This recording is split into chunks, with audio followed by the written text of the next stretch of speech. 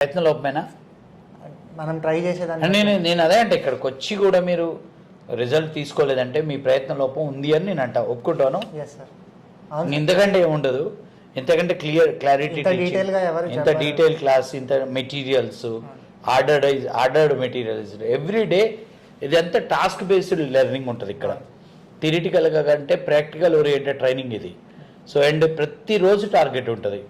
Next నువ్వు ఏం చేయాలనేది ఒక గోల్ ఉంటుంది. సో అది ఇంకా ఇక్కడ నేర్చుకోలేకపోతే నాకు తెలిసి ఎక్కడైనా కష్టమే. ఇప్పుడు నీతో పాటు నువ్వు చూసిన వాళ్ళ pharmacy students, AG BSc students, hotel management అందరినీ చూస్తున్నావు. బట్ ఇందులో చాలామంది బ్రహ్మాండమైన సక్సెస్ అవుతున్నారు. యా. సో నీకు ఓవరాల్గా ఇక్కడికి వచ్చినాక ప్రోగ్రామింగ్ చేస్తున్నప్పుడు అంటే మజా అనిపించిందా? అవును సార్. అంటే న్యూ టాస్క్ చేస్తున్నప్పుడు అది అచీవ్ అవ్వాలని చెప్పి టార్గెట్ పెట్టుకుంటాం కాబట్టి చాలా. నీకు మెంటర్ ఎవరు చేశారు? శివశంకర్ చేశారు. శివశంకర్ కూడా జాబ్ వచ్చింది కదా.